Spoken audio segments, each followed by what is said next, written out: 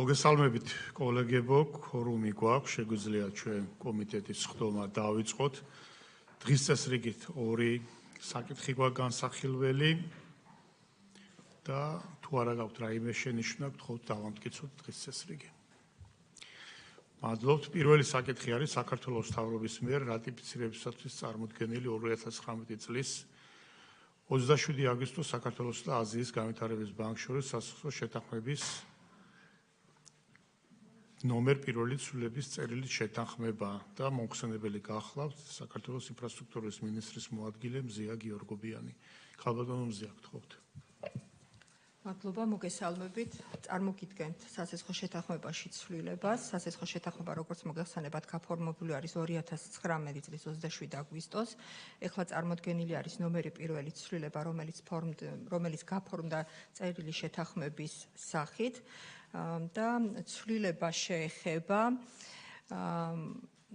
აღნიშნული პროექტით მოდით გეტყვით, რომ ფინანსდება გზის მონაკვეთი, რომელიც მათ შორის მოიცავს გვირაბის მონაკვეთს, ეს არის ქვეშეთიკობის მიმართულება და აღნიშნული დაფინანსება ხორციელდება როგორც აზიის განვითარების ბანკის ფინანსური მხარდაჭერით, ასევე ევროპის რეკონსტრუქციისა და განვითარების ბანკის ფინანსური მხარდაჭერით და ასევე სახელმწიფო ბიუჯეტის თანადაფინანსებით. აღნიშნული ცვლილებით წარმოდგენილი არის და ცვლილება შედის გადანაწილებაში, პროცენტულ გადანაწილებაში აზიის განვითარების ბანკსა და საქართველოს შორის, თუ როგორ უნდა მოხდეს ცესხის თანხების ათვისება იმ დარჩენილ სამუშაოებთან დაკავშირებით, რომელიც დარჩენილი არის აღნიშნული გზის მშენებლობასთან დაკავშირებით. როგორც ცესხის ფინანსური პირობები არ იცვლება, აზიის განვითარების ბანკის ცესხის ფინანსური პირობები გახლავთ ცესხის ხანგრძლივობა 26 წელი და მათ შორის 11 წელი არის შეღავათიანი პირობები, საპროცენტო განაკვეთი არის ევრიბორ პლუს 0.7% და ასევე არის ვალდებულების გადასახადი, რომელიც არის წლიური 0.15%. ეს არის ცვლილების პრინციპი. მადლობა. ანუ აზიის განვითარების ბანკის წილი იზრდება ამ პროექტში, ხო? მეგონი 65%. დიახ, თავის დროზე გათვალისწინებული იყო პროცენტი შემდეგნაირად 65.6% უნდა წასულიყო აზიის განვითარების ბანკის ცესხიდან, ხოლო EBRD-საგან 19.1%, სახელმწიფო ბიუჯეტის წილი არის 15.3%.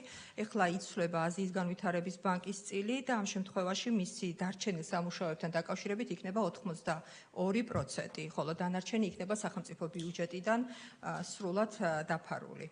ის EBRD ათვისებულია. EBRD-ის ნაწილი უკვე ათვისებული არის და ეხლა იმ მიმდინარე სამუშაოებთან დაკავშირებით მთელი ხარჯვა მიმდინარეობდა ამ პრინციპიდან გამომდინარე და ეხლა საჭიროება არის, რომ რეალურად სასესხო ხელშეკრულებაში ჩადებული არის პირობა, რომ იმ შემთხვევაში თუ იქნება დანაკლისი დაფინანსებას და მიმართებაში, სახელმწიფო ბიუჯეტმა უნდა აიღოს და შევსება უნდა მოახდინოს და ამ შემთხვევაში მოხდება, რომ რეალურად ნაცვლად სახელმწიფო ბიუჯეტიდან გასაწევი დამატებითი დაფინანსებისა აზიის განვითარების ბანკის ცესხის პროცენტიდან მოხდება მისი ათვისება. კითხვები? ქალბატონზე ორი შეკითხვა მექნება მე. პირველი მათ წერია, რომ პირველი ლოტი უნდა დასრულდესო ეხლა 2026 წელსო და რომელ მონაკვეთს ეხება ეს პირველი ლოტი. მეორე მაინტერესებს, რომ გვირაბის მშენებლობაზე უნდა დაიხარჯოს და ეს მთავარ გვირაბზეა საუბარი? თუ მლეთიდან რომ გაკეთდა გვირაბი ხიდის შემდეგ. ეგ მეორე და მესამე მაინტერესებს, როდის უნდა დასრულდეს პროექტი. როდის უნდა დასრულდეს პროექტი, იმიტომ რომ ეს პროექტი თავდაპირველი გეგმა გრაფიკის მიხედვით ეხლა პრაქტიკულად უკვე დასრულებული უნდა იყოს, თუ არა და ფინალში უნდა იყოს და რეალურად კიდევ ფაქტიურად რა სამუშაოებიც არის ჩატარებული და რა სამუშაოებიც არის დარჩენილი, მაგის დასრულება 2026 წელსაც კი პრაქტიკულად შეუძლებელია, იმიტომ რომ მე ვიყავი ჩემი თვალით ვნახე რა პროცესია რა და სადღაც გადადის იქით უკვე 2027-ში და როგორ არის ეს თანმიმდევრობა?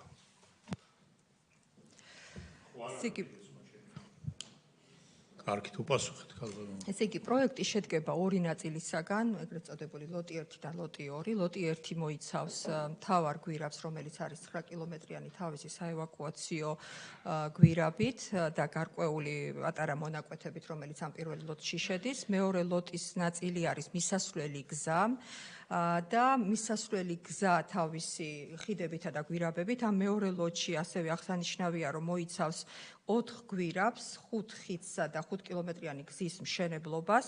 გარდა იმ ერთი დიდი 9 კილომეტრიანი გვირაბისა, რომელიც ასევე იგივე სიგრძის დამატებით საევაკუაციო გვირაბს მოიცავს, ასევე გათვალისწინებული არის, რომ სამუშაოები დასრულდეს და მოგეხსენებათ, რომ გვირაბი თავისი ძირითადი გვირაბი თავისი საევაკუაციო გვირაბით უკვე დასრულებული არის და შიგნით სამუშაოები მიმდინარეობს დასრულებასთან მიმართებაში, რომელიც 2026 წლის ზაფხულზე უკვე დასრულებული იქნება.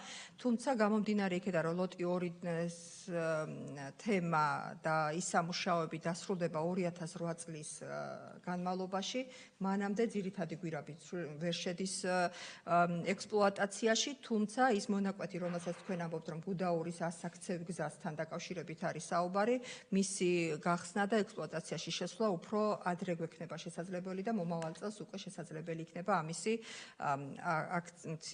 აქცევა. ამ ეტაპისათვის სამუშაოებთან დაკავშირებით რაც შემიძლია გითხრათ, რომ პირველ ნაწილში 93 ლოტ 1-თან მიმართებაში, რომელიც ძირითადი გვირაბი არის, 93%-ზე მეტი უკვე შესრულებული არის სამუშაო, ხოლო მეორესთან მიმართებაში, მეორე ლოტი ეს არის დაახლოებით 72% სამუშაოები შესრულებული, რაც ყველაზე დიდი გამოწვევა გვაქვს, ეს არის თაღოვანი ხიდის მშენებლობის ნაწილი, რომელიც კონსტრუქციულად საკმაოდ რთული არის და შესაბამისად ამას მიაქვს საკმაოდ დიდი დრო, გამომდინარე იქედან, რომ ასევე ზამთრის პერიოდი საკმაოდ გრძელი არის, იქ შრობის პერიოდი საკმაოდ დიდხანს გვიწევს და აქედან გამომდინარე ვერ სრულდება 2028 წლის განმავლობაში.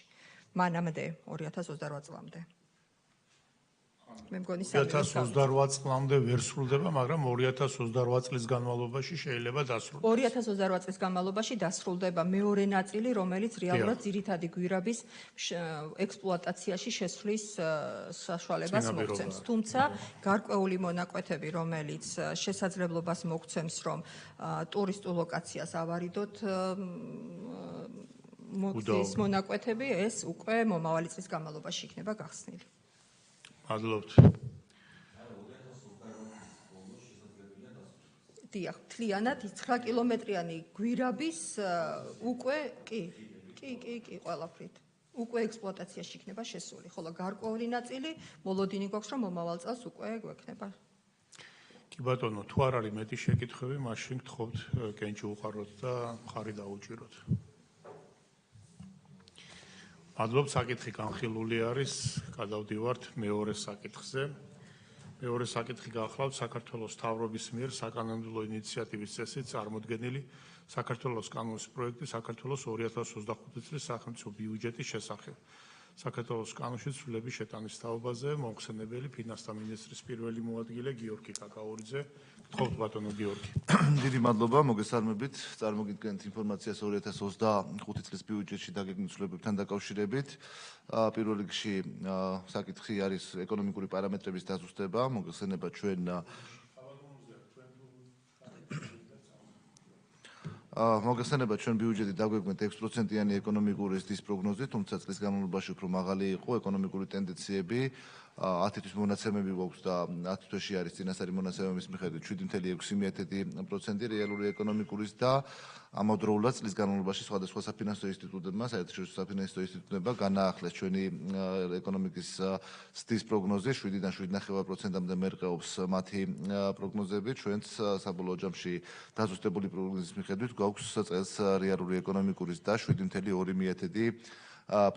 ამავდროულად სტატისტიკის სამსახურის მიერ გასულ თვეში დაზუსტდა 2024 წლის ნომინალური მთლიანი შიდა პროდუქტი, გაიზარდა 91.8 მილიარდიდან 93 მილიარდ ლარამდე. ამან თავისი გავლენა, რა თქმა უნდა, იქონია წლევანდელი ნომინალური მთლიანი შიდა პროდუქტის მაჩვენებაზეც და თავდაპირველად 99.2 მილიარდი ლარი იყო გათვალისწინებული, თუმცა ეკონომიკური ზრდის გაუმჯობესებით და ასევე იმით, რომ შაშენდელი მონაცემი დაზუსტდა, გაიზარდა, ჯამში წელს ნომინალური თეანში და პროდუქტის მოცულობა პროგნოზირებულია 104 მილიარდ 407 მილიონი ლარის ოდენობით. დამატებითი ეკონომიკური დასთან ერთად არის შემოსავლების დაც 200 მილიონით იზრდება ნაერთი ბიუჯეტის საგადასახადო შემოსავლები, ამავდროულად ბიუჯეტის დეფიციტი შენარჩუნებულია იგივე დონეზე, რაც გვაძლევს ვალის შემცირების საშუალებას 34.1%-ზე ჩამოდის ვალის მაჩვენებელი, თავდაპირველად 35.9% იყო დაგეგმილი. რაც შეეხება უშუალოდ სახელმწიფო ბიუჯეტის შემოსავლების ნაწილს, აქ ჯამური მაჩვენებელი არ იცვლება, იცვლება 22 მილიონით იზრდება, თუმცა ეს დიდი ცვლილება არ არის, თუმცა სტრუქტურულად შემოსავლების დის ხარჯზე არის ვალის შემცირება. ჯამში შემოსავლები გვეცდება 391 მილიონი ლარით და ვალის შემცირება არის დაახლოებით 298 მილიონი ლარი.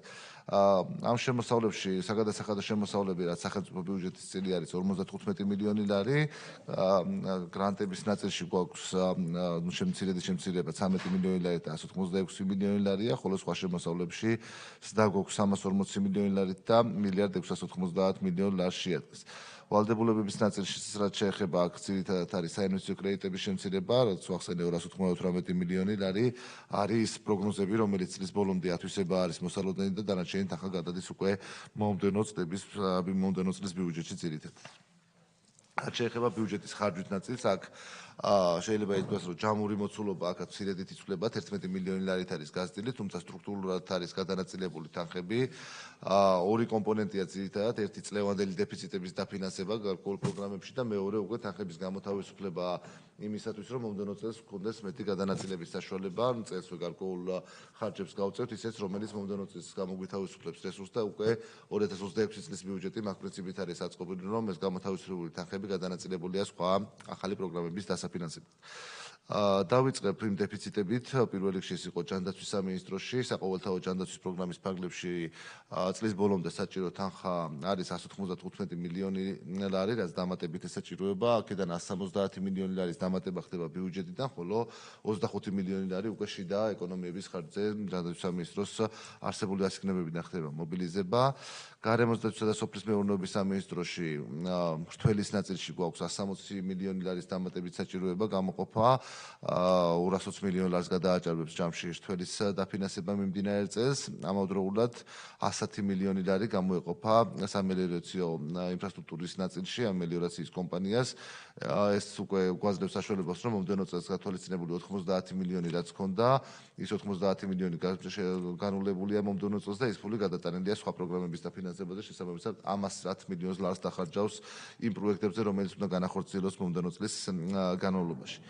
თავდაცვის სამინისტროს შემთხვევაში გვაქვს დამატებით 110 მილიონი ლარი, ეს არის ის შესყიდვები, რომელიც მრავალწლიანი შესყიდვები იყო, თუმცა წელს ასანაზღაურებელი თანხები რაც არის ამ მიმართულებით ხდება დამატება და ეს არის 110 მილიონი ლარი. უსაფრთხოების სამსახურის ნაწილში არის 45 მილიონი ლარის დამატება და ესეც არის ძირითადად შესყიდვების ნაწილი, როგორც ტექნიკის, ასევე ავტოპარკის განახლების ნაწილია ამ თანხის ფარგლებში. სპორტის სამინისტროს ჰქონდა გარკვეული დეფიციტები სხვადასხვა ფედერაციების ნაწილში, ეს იყო დაუგეგმავი ხარჯების გაწევა, რაც მოუწიათ, მათ შორის ეს იყო კალათბურთის შემთხვევაში ევროპის ჩემპიონატზე გასვლიდან გამომდინარე ხარჯი, რაგბის ჰქონდა ვალდებულებები წინა წლებში დაგროვილი და მისი გასტუმრებაა, თუმცა ყველაზე დიდი დამატებითი ხარჯი, რაც ყველაზე კარგი ხარჯია, შეიძლება ითქვას 12.5 მილიონი არის სპორტსმენების ჭირდებები სხვადასხვა სპორტის სახეობაში მიღწეული შედეგების მიხედვით.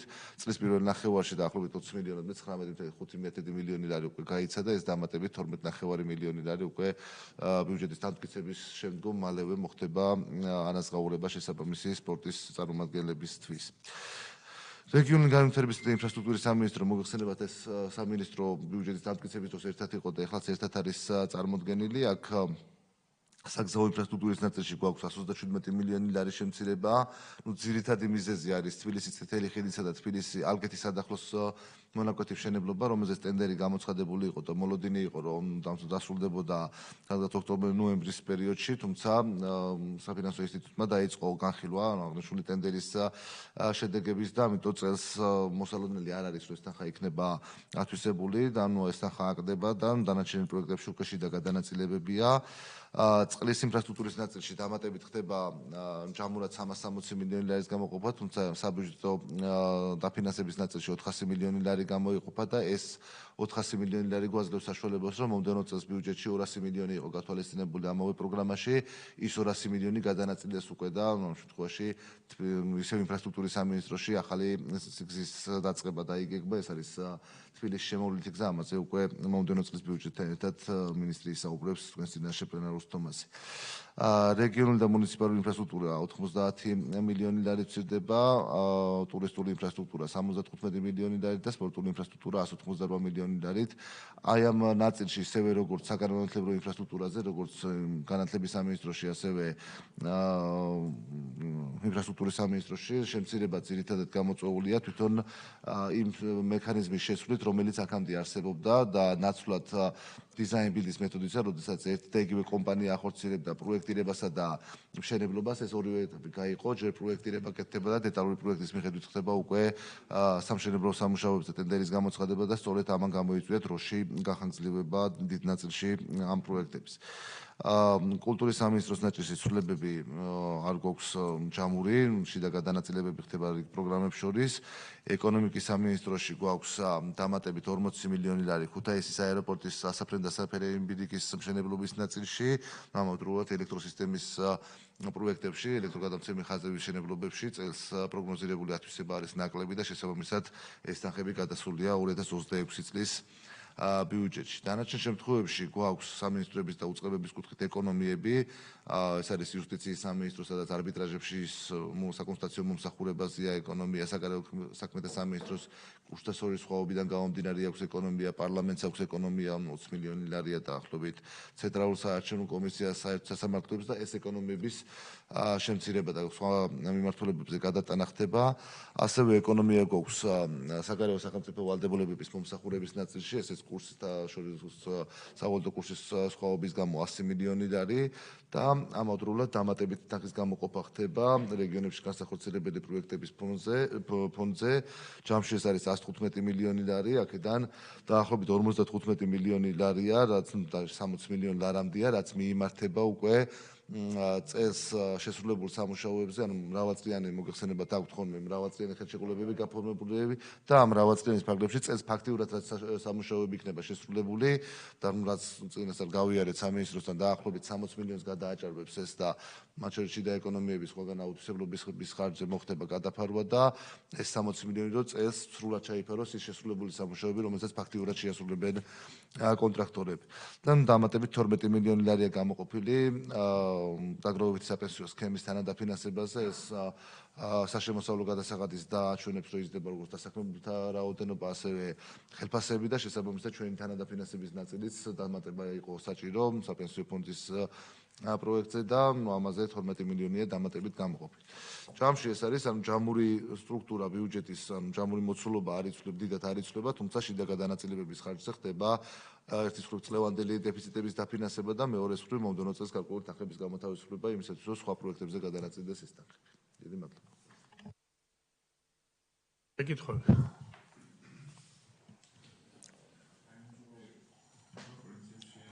შეიძლება მე დავსვა ერთი პატარა შეკითხვა, მაგრამ რა თქმა უნდა რეგფონდთან დაკავშირებით, რომ ამაზე ვისაუბრეთ გუშინ ჩვენ კიდევაც. უბრალოდ დრო რო დავაზუსტოთ, იმიტომ რომ ელოდებიან მუნიციპალიტეტები ყოველ წელიწადს და ეხლა უკვე დეკემბერია და როდის ექნებათ შესაძლებლობა წვდომა ქონდეთ ამ თანხებთან, რომ უშუალოდ განსაზღვრონ თავიანთი პრიორიტეტები, იმიტომ რომ წინსრებით უკვე აქვთ, მაგალითად შემიძლია გითხრათ, რომ 115 მილიონი აქვს იმერეთ წინსრება და როდის ექნებათ შესაძლებლობა, რომ უკვე დაიწყონ ამ თანხების რეალიზაცია. ერთ მეც ეს თბილისის წითელი ხიდისა და ალგეთის სადახლო გზების მშენებლობაზე, ანუ ბანკმა რო დაიწყო დამატებითი მოკვლევა, ხო, ანუ რას ნიშნავს ეს, რომ გადგვიმარტოთ ეს და ლილოს შემოვლითი იწყება მომავალ წელს პროექტირება თუ მშენებლობა, თუ გაქვთ დაზუსტებული ინფორმაცია. რაც შეეხება როდის იქნება წვდომა, თქვენზე უფრო მეტად არის დამოკიდებული ალბათ, როცა პარლამენტი დაამტკიცებს და მოლოდინი გვაქვს, რომ მომდევნო კვირაში 11-ში ან მაქსიმუმ 12 რიცხვში დამტკიცდება. ჩვენ კონსულტაციები გქონდა პარლამენტის იურიდიულ დეპარტამენტთანაც, გარკვეული დრო იმათაც ჭირდებათ მერე იმისთვის რომ მაცნეში გამოქვეყნდეს. ვფიქრობთ რომ ალბათ 15-ში გამოქვეყნდება მაცნეში და უკვე 16-დან შესაძლებელი იქნება რომ ხარჯვა დავიწყოთ. ანუ ეს არის რასაც მოლოდინი გვაქვს დღეის მდგომარეობით, მედია ამ გრაფიკში ჩავეტევით. რაც შეეხება ალგეთი სადახლოს და თბილისის წითელი ხიდის მონაკვეთზე, არ ვიცი საჯაროდ რამდენად ეს დეტალებზე უნდა ვისაუბროთ, თუმცა იყო კომპანიები, რომელმაც საკმაოდ კარგი ფასი დადეს, იყო კომპანიები, რომელმაც გაცილებით მაღალი ფასი დადეს. საბოლოო ჯამში აი ამ დიდი სხვაობის გამო საფინანსო ინსტიტუტმა გადაწყვიტა, რომ დეტალურად შეესწავლა კომპანიებიც და მათ შორის ისიც რამდენად ადეკვატური იყო მათ მიერ წარმოდგენილი ფასები. რაც შეეხება თბილისის შემოვლითი გზის მშენებლობას, მომდევნო წელს დაგეგმილია გამოსყიდვებიც იქნება აქ საჭირო, გამოსყიდვების და უკვე მშენებლობის დაწყებაც პროექტირებას უნდა განხორციელდეს და მშენებლობის დაწყებაც წლის ბოლოსთვის უკვე შესაძლებელი უნდა იყოს. ეს არის გეგმა, რაც აქვთ ახლა ინფრასტრუქტურის სამინისტროს. კი ბატონო, თუ არ არის დამატებითი შეკითხვები, მაშინ გთხოვთ ხარი დაუჭიროთ წარმოდგენილ პროექტს ბიუჯეტისას, ვინ არის მომხრე.